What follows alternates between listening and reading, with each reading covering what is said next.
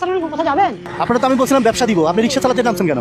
কি করবো, আমার তো বাঁচতে হবে বাবা, খেয়ে দিয়ে তো বাঁচতে হবে। আর আমার আগে পরে কেউ নেই পিছনে। আর আপনি বলছেন ব্যবসা, কিন্তু এখন তো আপনার কাছে তো আমার যোগাযোগ নেই। আপনার মোবাইল নাম্বার নেই, আমার কাছে মোবাইল নাম্বার নেই, আমি তো মোবাইল ব্যবহার করি না। এই জন্য কোনো আচ্ছা আপনার নামেন তো, কষ্ট করে নামেন। এই জন্য কোন যোগাযোগ হচ্ছে না, এই জন্য মানে পায়ের স্ক্রিন নিয়ে নামছে, সে কদিন হয়েছে। তা আপনি তো হাঁটতেই পারেন না, রিক্সা কিভাবে চালান? কি করবো, কষ্ট করে পায়ে নিচ্ছে, এখন হেঁটে হেঁটে কিছুক্ষণ বসে থাকি, কিছুক্ষণ চালাই।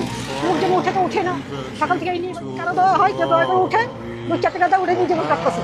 কতদিন? ভাত তো খাইনি, সপ্তাহে 15 দিন এমনিও জায়গা। মানে কতদিন হয়েছে ভাত খান না?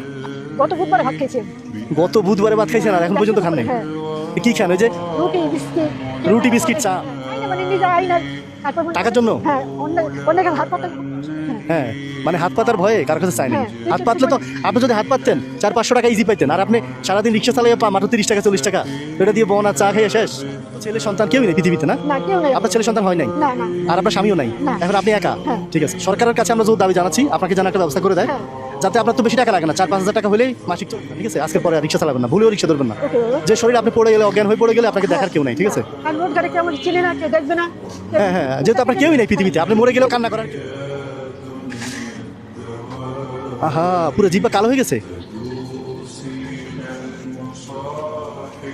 ধরেন এই 5,000 টাকা রাখেন, হ্যাঁ, কি আর বলবো আমি? এটা দিয়ে চলেন, হ্যাঁ।